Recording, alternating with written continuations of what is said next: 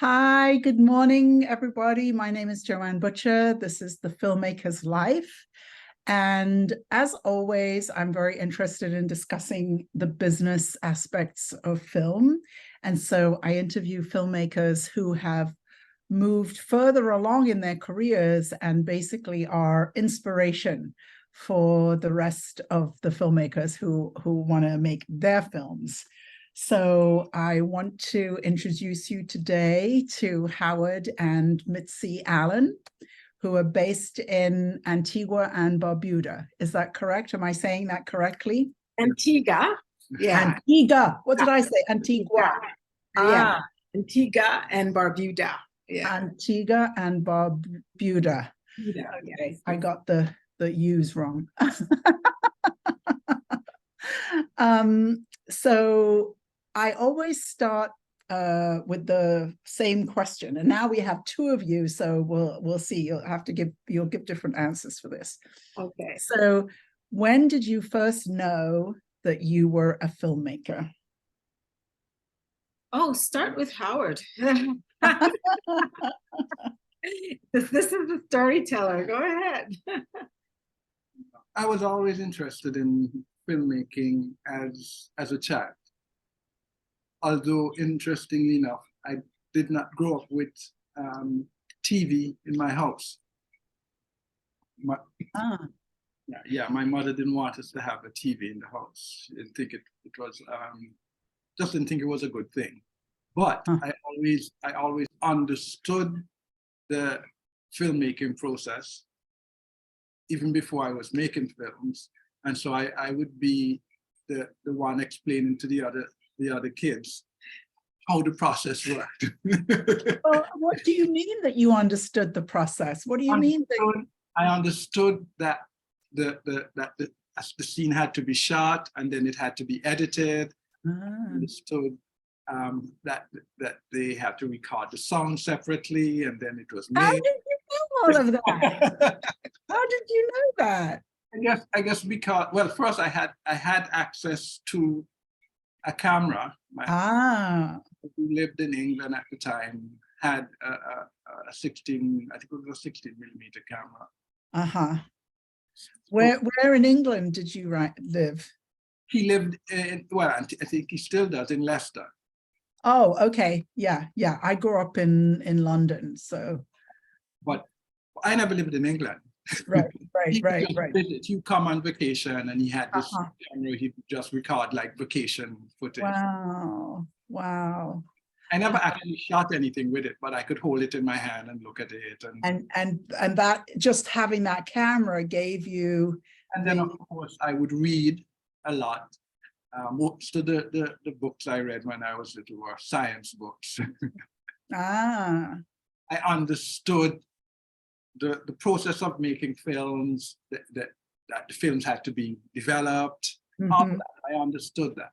That's so interesting. I'm always fascinated by everybody's answer to this question, but that as a child, understanding that, I have a friend who's becoming quite a successful director in England, and I met him when he was about 12. No, younger than that. And I had him on the Filmmaker's Life, and I asked him this question, and the answer he gave was, well, it was when you, Joanne, were making a film and my brother was acting in it. And I realized, oh, people make films. Yeah. It was so great. But yeah, as a child, he was like, oh. So what about, go ahead. No, go ahead, Howard.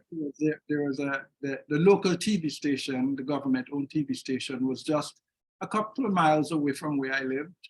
And so myself and my brother, we would walk to where the TV station was, and they would let us in, and we would just sit on the floor and watch them do their work. Wow. Oh my goodness. And back then, they never shot on film. The programming they had was on film, but they never actually produced anything on film. But they had the commercials together and that kind of thing. Yeah. That's amazing that they let you in and just let you sit there. That's was not my experience growing up. I grew up in London, and I didn't really get it until I moved to Miami that Yeah. I could be involved, you know. And after I went to Miami, and all of a sudden I was involved in everything creatively. I remember thinking, you know, in London there was a line of people waiting to sweep the floor, Yeah. you know, and I didn't feel that sense of access, you know, but that's really, really interesting. So you really started young. Amazing. And really, the only thing that stopped me from making films earlier was just the prohibitive cost of the equipment. Yeah. Well, film equipment would have been out of the question, because we wouldn't even have a lab back then to process the film. Right. Process, I think, to Antigua that would process film would be like Puerto Rico or Venezuela at the time. Yeah, yeah. I started filmmaking with Super 8. Right. And, you know, remember that, you know, and sending the film away and the cost. And, you know, it's a very interesting thing. Did you actually ever get to shoot on film at a young age? No. Yeah. I've handled film, but Uh-huh. never actually shot anything on film. Yeah, I just think it's very interesting because, you know, with Super 8 and having that little roll of 3 minutes of film and having to learn how to tell a story in a very, very, very finite amount of time, you don't get that discipline from video. Yeah, and I think film really does give you the discipline to manage your film stock, you know, manage your footage. Yes. Today, I see a lot of like young filmmakers, and they'll just let the camera roll. Right. They'll just let it roll. And Well, then 10 hours of footage of just right. And then you have to edit it. Mitzi, what about you? When did you first think, oh, filmmaking, this is for me? Well, when Howard said that it's possible. Oh. My background, I'm a journalist, a broadcast journalist. That's how I began. And when I met Howard, Howard is the storyteller. And he said, well, you can produce the content. And I said, produce? I don't know how to do that. He said, well, if you're a TV producer and you're producing 1 minute segments each night for the news, just think of, I mean, he's really simplifying it, producing a story that's much longer, you know?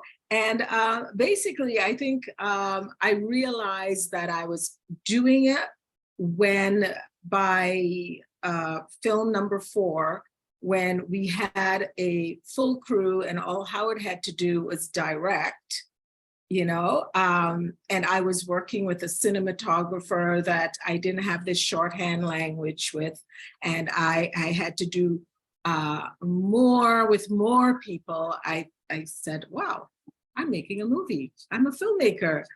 I'm a producer. You know? So how did you miss that for the first 3 films? How did you miss that? How did I miss that? Because for me, I'll tell you, my job in a place that doesn't have a structure in Antigua and Barbuda, we don't have a film industry. There is no structure. My job, and our films are all self-financed. My job was to make sure that, as I saw it, was to make sure that we could keep the film, make the film with the budget that we have, and still keep the lights on at home. You know, that was my job. And I mean, the fancy title they have is producer. Well, fine. Well, you know, bringing the team together and making it all happen, and making sure that we can eke out a living from the thing that we love to do most.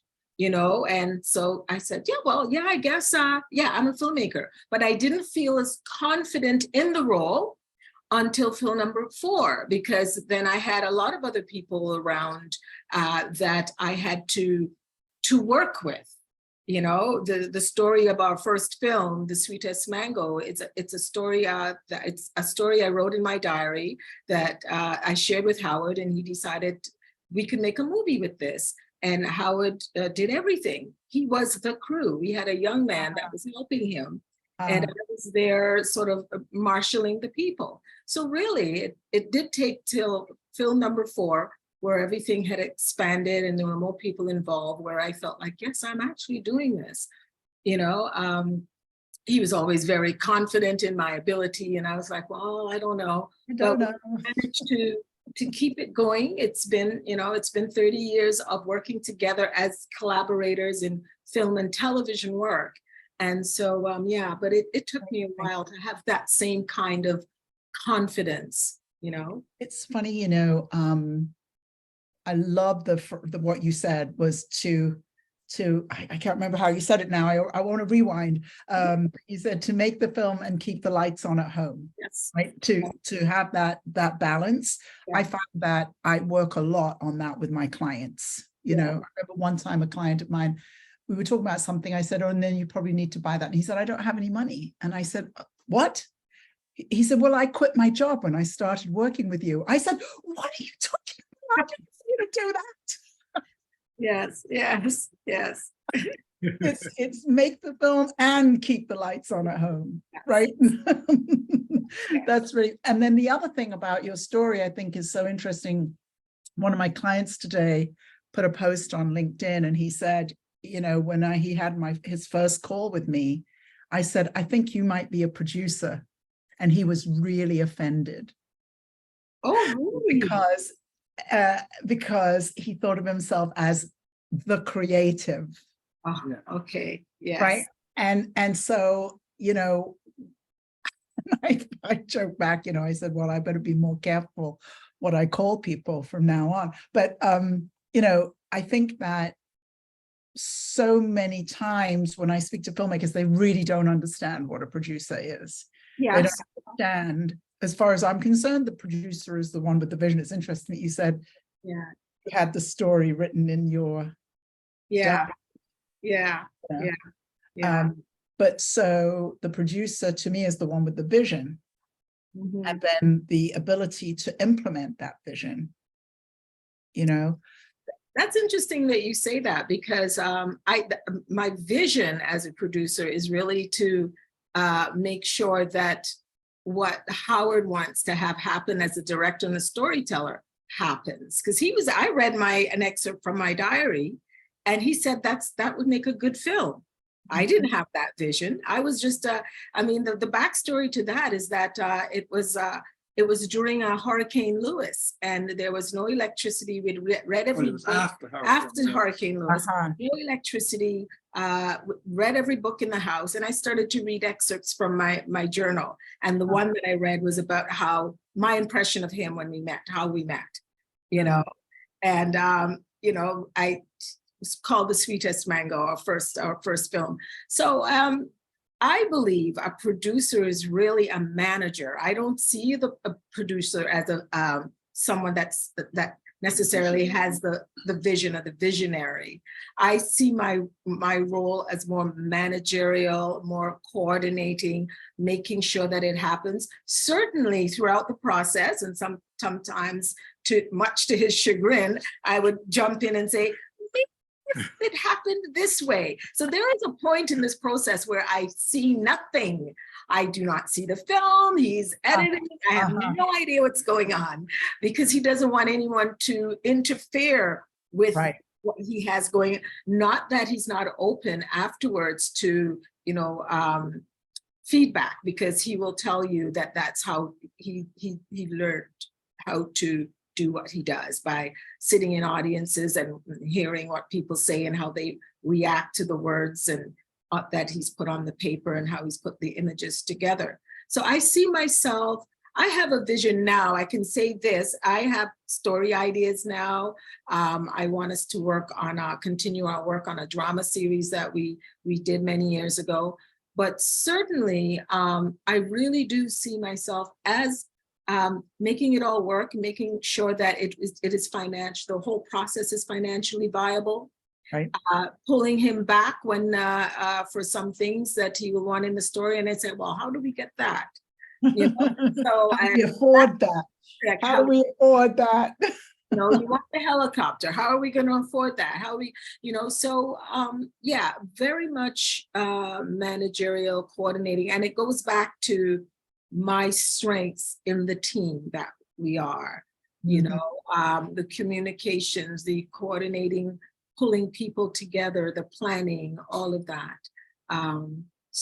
Yeah, maybe my vision for certain things will come alive and I will hire Howard to direct. And right now it's his stories that are in play. Really. Yeah. Yeah, no, that's great. I think it's very unclear a lot of times for filmmakers to really understand what a producer does. Yeah. And they often dream of having a producer, but they don't really know what the producer does. So I'll tell you that when I was working on the same film, The Skin, which I thought was where I started to feel like I was a filmmaker and I was really doing it. One of the things that Carl Bradshaw, the Jamaican film icon, said to me was, I was having a bad day. And he said, we picked him up at the airport. He came in to do his part. And he said, how's it going? He said, I'm not having a good day. I'm butting heads with the cinematographer because this is the first time I'm working with someone other than Howard behind the camera. And he said to me, be good to your cinematographer. They all want to direct. And if you're good to your cinematographer, your film is going to be beautiful. Because most guys or women behind the camera eventually want to direct. And he says, and he will give you the best looking film. And it is true, because when I would be rushing him on a scene, he would say, when I leave here, I want Howard to have all the footage he needs to put this thing together. So, there are vision, I guess the whole point of the vision. You ask a cinematographer, you ask somebody that shoots, they want to direct, they have a story to tell. And I accepted that the people who shoot also have a vision for what they would like the world to see, apart from what the directors bring. Yeah. That was a wonderful bit of coaching that Carl Bradshaw gave you, because it sounds like it could shift from a relationship that feels like butting heads to a relationship that feels like a collaboration. Exactly. And knowing that everybody is really out to do the best for the film. Right. If you've hired the right people, everybody is out to do the best for the film. Right. And the collaboration is what everybody really wants. Yes. So Howard, what was it that brought you to make your first feature film? How did you make the shift? I see a lot of times filmmakers start making shorts and they keep making shorts and keep making shorts. How did you find the courage, or I'm not sure what it was, but I don't want to put words in your mouth. How did you make your first feature? Well, I never did shorts. Oh, you didn't? I never made short film. Working in television, doing TV programs, standard TV shows. And when Mitzi and I decided to leave the TV station and go on our own, and then the hurricane, well, we were always talking about doing our own productions. But I think it's after the hurricane happened and we were kind of at home, like Mitzi said, just reading all the books in the apartment. Yeah. I think that's where the idea of doing our first film, that's where it was born, right? And I was not interested in doing a short film because I actually wanted something that had commercial value. Right? I wanted to be able to sell it. I wanted to be able to show it in a cinema and get people to come and see it. And I didn't think a short film would be able to do that. Right? And I wanted the film to make a real statement in Antigua at the time, because it was going into the turn of the millennium. Yeah, it's 2000. 2000, Yeah. 1999 to 2000. And so there was a lot of excitement around that. And Yeah. I wanted that film to be part of that excitement, sort of. So I wanted to be a kind of like milestone kind of project that we were working on to remember that time. Sorry, I interrupted you. I'm sorry. I just wanted to ask, so not only were you making your first feature film, but you were making the first feature in the entire country. Yeah, Yes, in the country, yes. and then there were two films that were made before that, but they were short films. They were short films. Right. One was actually shot on 16 millimeter, late 70s, and the other one was shot on Umatic video. That would have been in the mid to late 80s. Yeah. And while we were busy, but ours was the first like feature length film. Yeah, and we would find out later that it was not just the first indigenous feature film for Antigua and Barbuda, but it was also for the Eastern Caribbean. Yeah. What's included in the Eastern Caribbean? We make up islands like Dominica, St. Lucia, St. Vincent and the Grenadines, Montserrat. Did you say Grenada? I didn't say Grenada. The Leeward Islands. The Leeward Islands. Smaller islands. Yeah. Right. That's amazing. And not even Barbados at the time. Yeah. Yeah. Oh, wow. I didn't know that. So launching out and making a feature film and being the first, what did people say? Were people supportive, or were they like? No, I don't think they even grasped. I'll tell you this. Even when it was done and we had a screening and we were all standing outside, this one woman said, "Oh, everybody has to go inside," because they thought it was a play. They couldn't wrap their heads around the fact that it was actually a movie. When is the play showing? When is the play showing? They couldn't wrap their minds around that. One night we were outside, and one of the actors was outside, and somebody said to him, "You need to get back in. You need to get back in. The show is supposed to start soon." There was no reference point for something local. I don't think, because I mean, people understood the concept of a movie, but it was just beyond us, you know. But I think it got some getting used to the idea that it was. That's amazing. I just last night was watching a show on Netflix. It's a French show, and it's called The Bonfire of the Charity. Do you know it? I've heard of it, yes. Anyway, I think it's probably, yes, it's based on true stories. Anyway, there's this big event, and in one of the tents or the sections of this bazaar, they have a cinematograph machine. And so people are going and seeing film for the first time, and they show the footage of the train coming and people screaming in the audience. Yes, it feels real.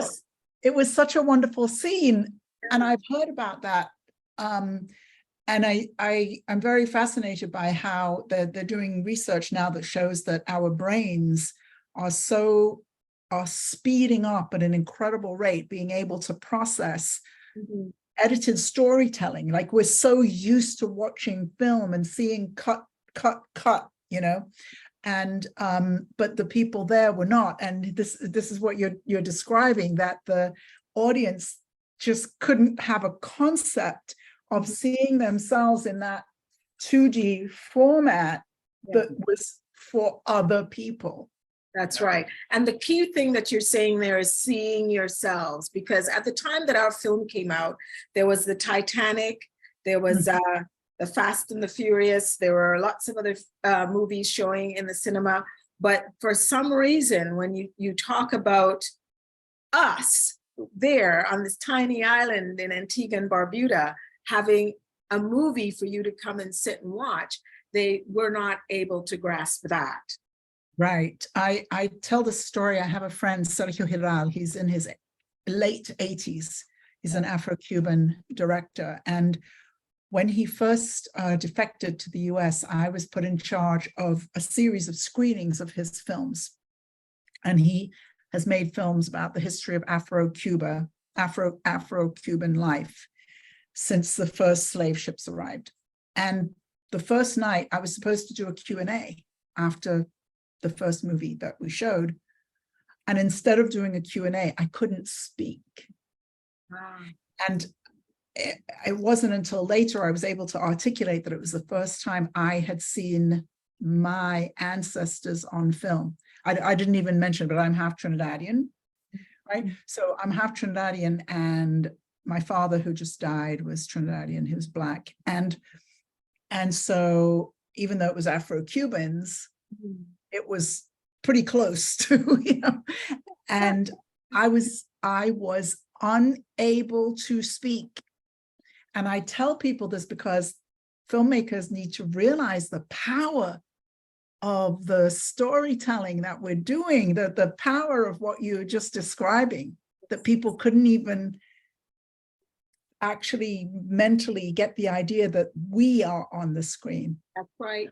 That's correct. Yeah, and that is part of, you know, well, not part, that is why we do what we do, is to create that mirror for ourselves, even with the stories that we tell, and also to preserve our culture and our way of life, you know, as authentically as we possibly can, you know, and not try to mimic what we think others want to see of us, you know, and how they think we are, you know, and so yeah, it is amazing that I'll tell you a story. When we told the guy at the cinema how many people had seen our film, our first film, The Sweetest Mango, he said they had never had that many people come to see any of the blockbuster films. And that was where we understood that there was power in what we were doing. And I'm telling you, at the time, there was Fast and the Furious and there was the Titanic.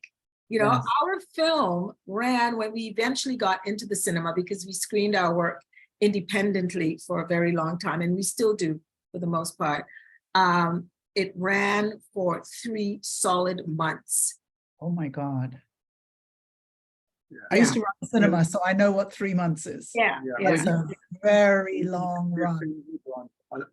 A very successful film would run for 6 weeks. 6 weeks was a very successful film. Yes, yes. Right on our home turf.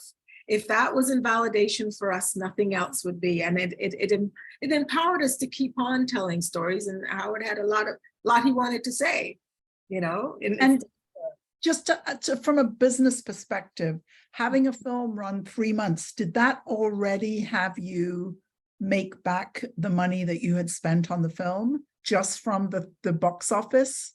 Not from the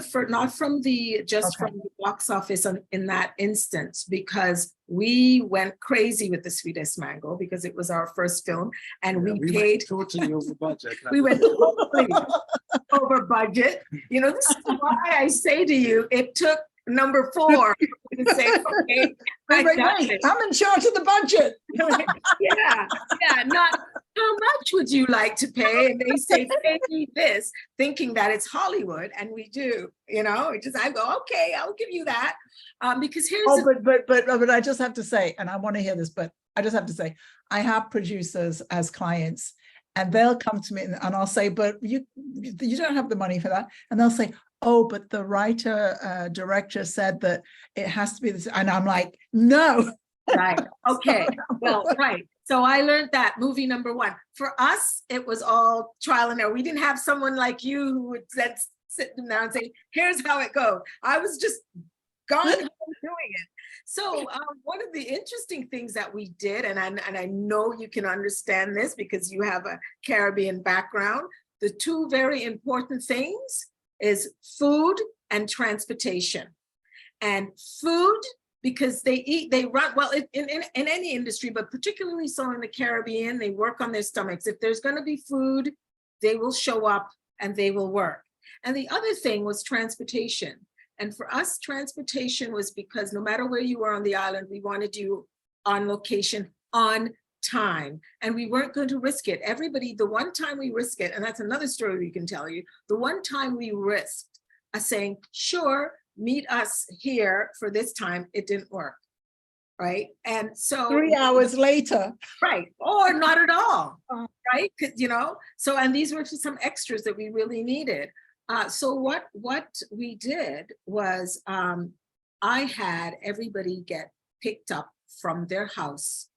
And so I had a big bus, and we did the whole, I didn't care where you lived on the island, we picked you up. So pickup started at 3 a.m. to ensure that everybody was going to be on location at 6 a.m. And so I was waking people up in the morning. I would call them. And that was the first time we got our cell phones. We got our cell phones because of that movie. You know, everybody else had cell phones. We didn't. And at that point, I said, yeah, we got our cell phones for no seat. The second one. Yeah. So I was calling people, waking them up at 3, you know, we were using other people's phones. That's correct. Using other people's phones to call and say, hi, it's 3 o'clock. This is your wake up call. And then when the bus was in the area, I would say, hi, we're just around the corner, come outside. You know, and they will all tell you this. They all remember it because I was like the drill master, you know. So our budget, if anybody came and said, let's see how you spent your money on this film, food and transportation took a huge chunk of that, you know. And I would have my North American filmmaking friends say, Mitzi, you're an independent filmmaker, chips and pop, chips and pop. I said, no, not in the Caribbean. No chips, no pop. You know, proper meals. To the point where when we got to movie number 4 and we had an international actor on set, and he saw, you know, real dishes and real meals, he was like, wow.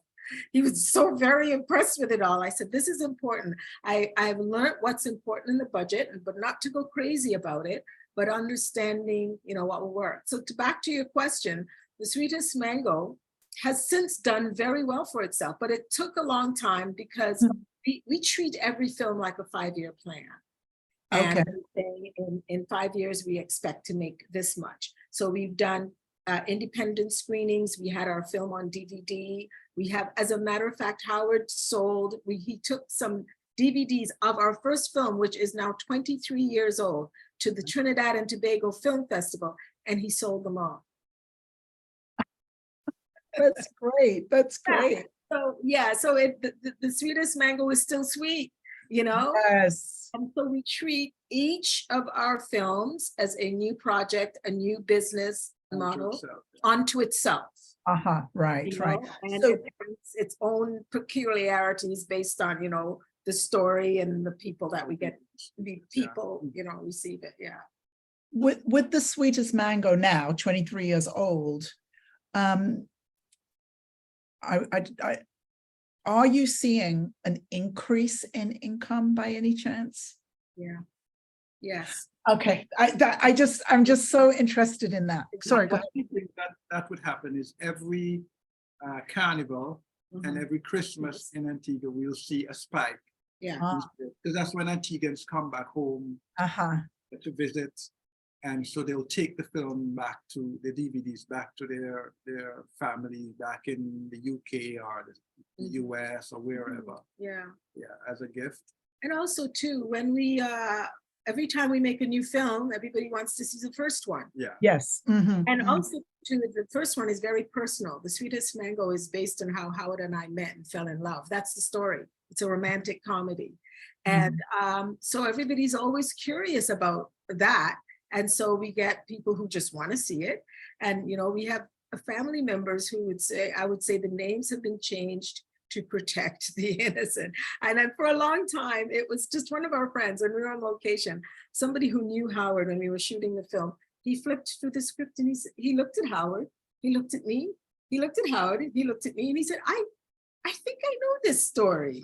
You know, but we never really divulged that that's what it was. It was when it hit the screen and everybody was excited about the whole process that somebody said, well, it's based on it's their story. And then boom, sales went up, box office boomed, all of that, which was wonderful. you know. Interesting. Still The, to the this day. reason I was wondering about if sales have increased, Yeah. and I just think this is the most exciting news for any filmmaker, you know, because they're struggling, they're trying to make their first feature, but to know 23 years later, the film is increasing in its income generation. But the question I'm wondering is, we just actually passed, as far as I know, the 10-year anniversary of the first AVOD platform, first advertising supported video on demand platform. Okay. And I wondered if you're seeing more income from AVOD platforms now. Is that something that you're seeing with the Sweetest Mango? No, Yeah. for us, the DVDs were the I think the best revenue earner Yeah. that we Steady. ever had. Yes. Yeah. Yeah. Steady Right. with the DVDs. We do get online sales, but it's nothing It's close nothing to what we yeah. got with the Yeah. DVD sales. Yeah. And what was really good about the DVDs is we will do an independent screening, let's say here in Toronto, right? And let's say we charge $20 for the screening. People would come, pay $20 for the screening, and still pay another $20 to buy the DVD. Yeah. Yeah. Right, Yeah. and that was very common. Mhm. We actually believe our model. We believe, and a lot of, I guess, a lot of artists too, that the independent screenings are or what they call four-walling, you know, has worked for us over the years. And I think it will continue to work for us, even though we have all these distribution platforms. We see, and we tell, because a lot of people are asking us now, where can we see Deep Blue? Where can we see Deep Blue? It'll take a while to get there, unless, of course, we're picked up by a major distributor, because we see those platforms as the final resting place of our film, where we have given it over to the world. You know, meaning there are other places to show the film before it goes. That's right, exactly. What the platforms, what the online platforms, it gives us a broader reach. So we basically can reach people wherever they are. Yes. And if you're in China, and you know, you go online, click, you know, whatever. Yeah. Which is harder to do with a DVD. Yes. In terms of distribution, but in terms of actual sales, the DVDs have always done better. Yeah. And would you say that the majority of your sales is coming from Antigua? No. Antigua. I said it wrong again. Oh my gosh. No. Actually, no. It's coming out of the United States and the UK. And the UK. And then scattering in places where Antiguan students are studying. Like if they're in China, all of a sudden we'll see a spike. Yeah. Students, wherever they are, will ask if they can screen it on campus. They want to be able to share it. And then when they do, we see a spike from that territory because their friends now want to own it, that type of thing. Yeah, but mostly out of the US, because, you know, at Antigua and Barbuda, the population 100,000 people, and many of them, is about and the diaspora or more, yeah, you know, and I think 20%, about 20% of the population in Antigua and Barbuda have seen our films. You know, you can have a good chunk of people who've seen it right there on the island. And then, of course, it's word of mouth. You know, when we started this, there was no internet, no streaming platforms and all of that. And so it's amazing. I mean, you can't sit there in the cinema and tell somebody right away, this is a good film or this film sucks. You'd hear about it later, you know? So it is amazing how things have changed. And we really do depend on what they now call film ambassadors. That's what they call them. You know, and who are your film? What do they do for you? Pardon? What do your film ambassadors do for you? A film ambassador is really just someone who has seen the film and is so excited about it that they spread the word for you. Yes. It's interesting. The first film I was ever involved in getting distribution was a Trinidadian film. And the filmmakers were really anti the idea of selling it in the island. I'm not even going to say which island, but they were really anti that. They were only interested in US sales. And I think they've since learned what an error that was. Totally the opposite. We were totally the opposite. Totally the opposite. As a matter of fact, the world came to us, to be quite honest. Howard had a plan to showcase what was possible in Antigua and Barbuda, to showcase Antiguan talent. And that was the plan, and to tell a story that, which we now find out is not such an original story about migration and falling back in love with, your roots and your culture, apart from it being a love story, because it's my journey of leaving Toronto, working in mainstream television, and moving back and trying to do the same thing in a different, for me, would have been a different environment, and how that is perceived, So I think that it's very important that we understand that is all a part of the. Yeah, but there are a lot of Caribbean filmmakers who do have that attitude. Yeah. Where they don't think that the local audience is, I don't know, is enough. Yeah. Or is worthy, I don't know. I see it. Yeah, I see it, and I got the local audience was always my top priority. Yeah. Right? Because for me, I thought these are the people that need this the most. Yes. We don't see ourselves on screen. Yes. Right? And a part of what inspired me was when I was working at the TV station, we used to show these really old episodes of a show out of Jamaica called Oliver at Large. It was a sitcom. Was it the British series? No. Okay. Jamaican show with a gentleman, a comedian. And they just have these really funny situations. But we were showing like really poor copies of this thing, like really, and it was coming up against the Cosby Show every night. And people would be watching this thing and they'd be calling, how could I get a copy of this? And I'm saying, a copy of this muddy looking thing? Yes. It was such a hit because they could see situations that they could identify with, the characters, the whole thing. They got it. And so I got from that people really wanted to see themselves, and they wanted to see their own lives up on the screen.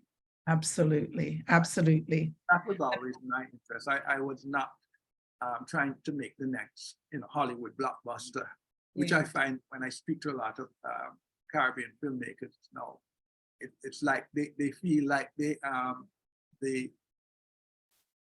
haven't really achieved anything unless they film, they collect an award at an Oscar, the next Academy Award. Yes. But we were very clear, and this is the other thing too, and I'm speaking from a business point of view, we are very clear on who our main audience is, and we have to service that audience. So we have Antiguans and Barbudans, then we have the Caribbean, and then we have the Caribbean diaspora, and then anyone who is interested in Caribbean art and culture. We're very clear, so that we're not trying to be everything. And like Howard would always say to me, let's make sure we get 100% of our 10%. Yes, because it's so common for filmmakers to say, well, I'm like, who is your audience? Oh, everyone. Everybody. I just spoke to a filmmaker yesterday, and I said, he's African American. I said, is it possible that you're making films that are about and for and about African Americans? He said, no, they're for everyone. It's very common. What my experience has been, a well-made film, a good story will reach everyone. It has to be authentic and local, and then people can relate. But to try to come up with something that you think will please someone outside of yourself is not the correct approach. And if you think about any film that has of note that has won awards, it's because it was so intimate and so local that it pulled you in, because we are all humans, and we find ways in which we are the same, the human condition, and in ways that we are different, and we learn from each other that way. You have nothing to share if you're going to try to pretend to be something other than who you are. I think once the story is genuine, once it comes from a real place, and you can tap into what is the human condition, it will resonate with. It will resonate. With Yes. I also learned this from my father, who was involved in setting up the laws, the national trust laws in Trinidad. But he always talked about local first. Yes. Local first for, in so many Caribbean islands, I don't know what it's like for you, but it's all about tourism and Yes. having locals, Yes. So I learned that from very early on that, make it for locals first. Yeah. And then you have something. Yeah. Always been our Yeah. The Jamaicans have, I saw a music documentary, and, in Jamaica, if you make it, you are accepted as a big artist if your painting is on a wall, a mural that they have in Jamaica. Mural. They don't care if you are known outside. You're nobody to them unless they have painted your face on that wall. So they have that saying, dance a yard before you dance abroad, right? Oh, I love it. Love it. We have to like you first, and Yes. then we put you out there. I love it. I love it. That's my new mantra. Yeah. I just want to close. We'll open it up to questions, but I want to have my closing question. So I always like to stay focused on that first film. But so now with Deep Blue, you got to work with Carl Bradshaw, you got to work with a really iconic actor. What do you think is going to be different about this film? And tell us when it's going to be released. Carl Bradshaw was in The Skin, our last film. This film has in Peter Williams, he was also in The Skin. It has in a gentleman by the name of Tom Pritchard, who was in The Crown. He played one of Princess Margaret's love interests.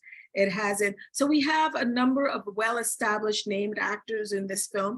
This film has an environmental theme. It's dealing with something that's happening globally, as particularly to small island developing states. And so far it has been very well received. It premiered in Antigua in March, and we're here in Toronto. It premiered here. Howard was just in Trinidad. All good responses to it. And what we were hoping is that we start a dialogue about conservation and development. As you mentioned earlier, the islands are all talking tourism, but at what cost? And so we tell it in a way that is not only entertaining, but shines a spotlight on the issues concerning, climate change, development, what we're doing to our coral reefs and our mangroves, not sexy topics that you would think of in a, but you put it in a feature film, you tell them a story, again, the human condition. That makes it sexy. Right, putting a face to these issues, because we have done a number of documentaries, and we thought it was about time to put it in a feature that would resonate. And Howard wrote the screenplay, and so we're hoping it does start a conversation. And this film, have you been able to raise funds for this film? I see, because it has the climate change, the environmental piece, it feels to me as though that would be a film that you would really be able to raise money for. Yes, but strangely enough, I didn't go down that part. I didn't actively pursue any of these funding agencies. Perhaps they will come on board in the back end when they've seen the finished product. But we stuck to our model of filmmaking. We invested in it ourselves. We do product placements, and this time around we had there are people in the community who came on board and actually invested. we were told. Yeah. Actually, someone told us that a filmmaker friend of ours told us that there was funding available. Oh, there was some international funding available for stories with an environmental theme. She told us, you need to speak to the the director of environment. Yeah, environment minister. Well, I spoke to the minister. I actually had a meeting with the minister of the environment, and he said, nope, never heard of it. Never heard of that fund. And that there's another story. And That's a whole other story. yeah, but I think I think that, and I'm so glad you reminded me, that was why I didn't go any further with it, because I'm thinking, okay, if right here in Antigua and Barbuda, there is no interest, you know, because I do believe you have to start local. Then how do I convince somebody on the outside to support this initiative? You know, so yeah, but we have been in the trenches with this. We love it. It's our life.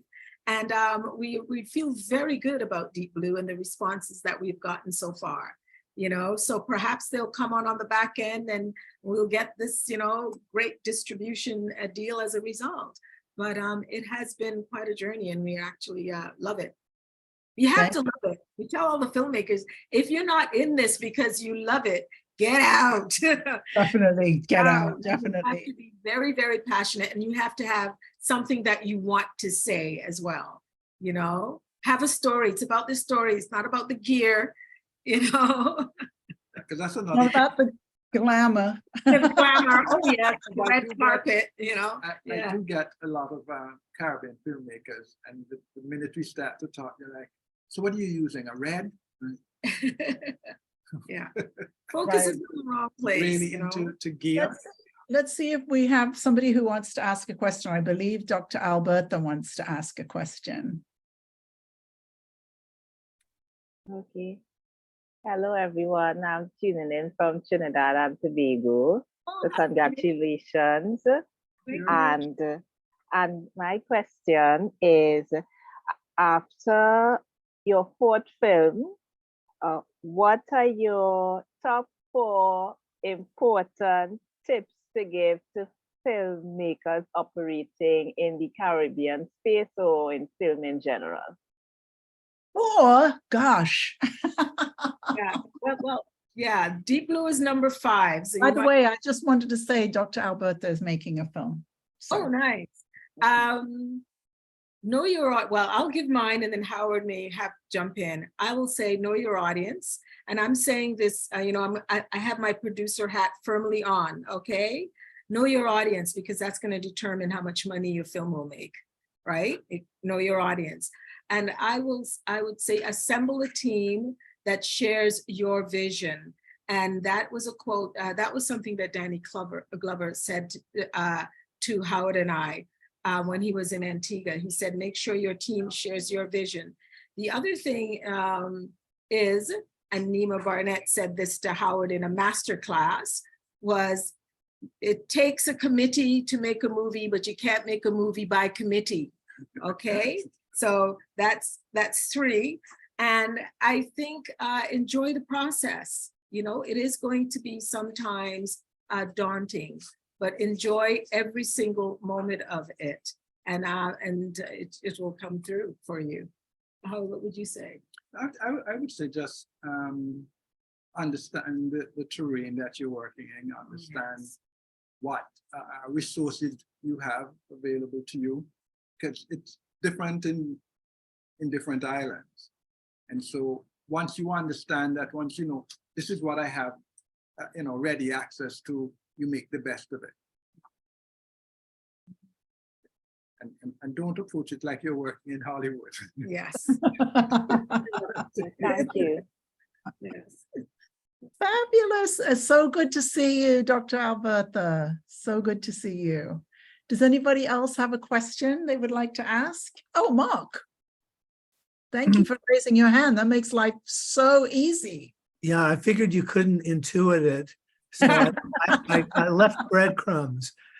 This was a really wonderful and inspiring interview, and I'm really excited about the work that you're doing. And I really resonated with your statement about treating your cinematographer really, really good.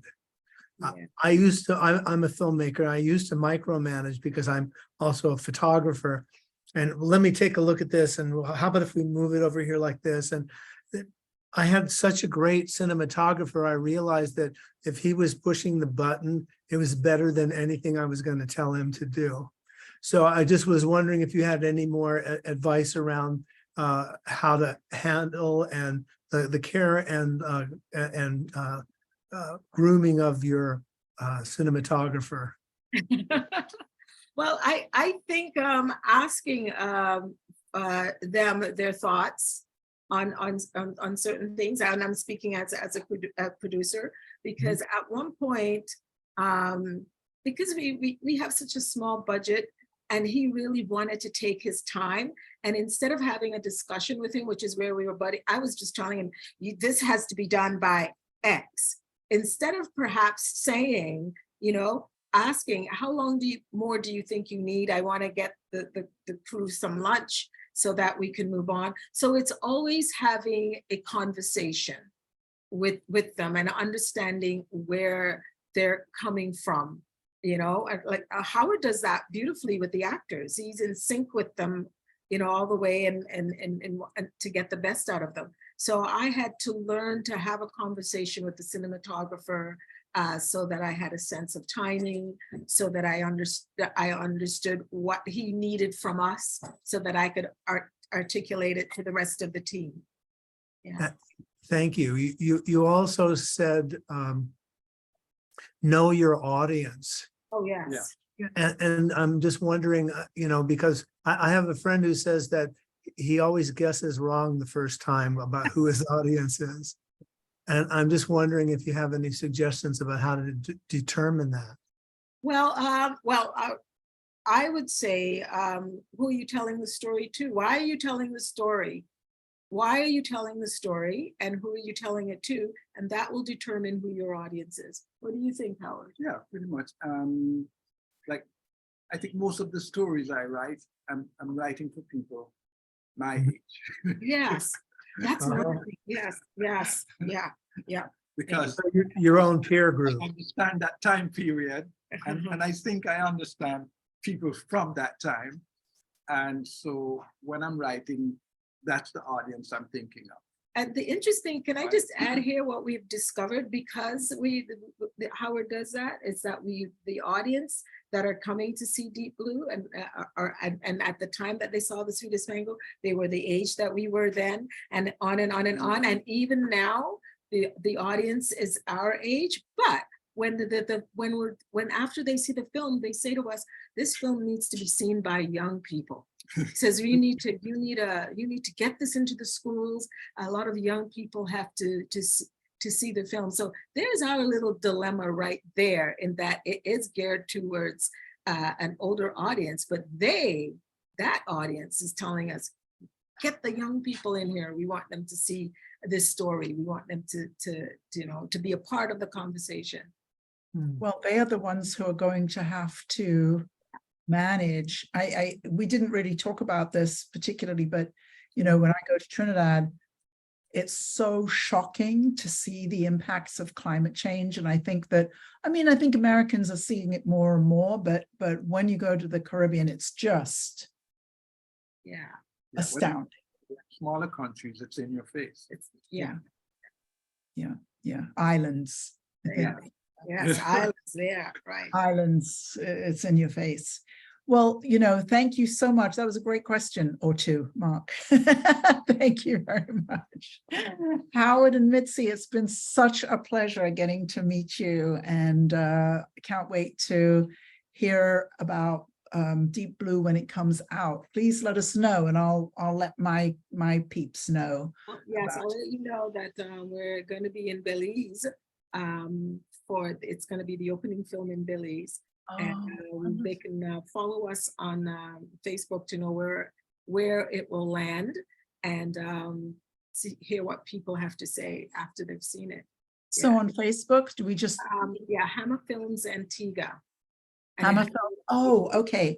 Yeah, Emily, I don't know if you can find that real quick, but that's great. HaMa Films Antigua, HaMa Films. That's right. Antigua.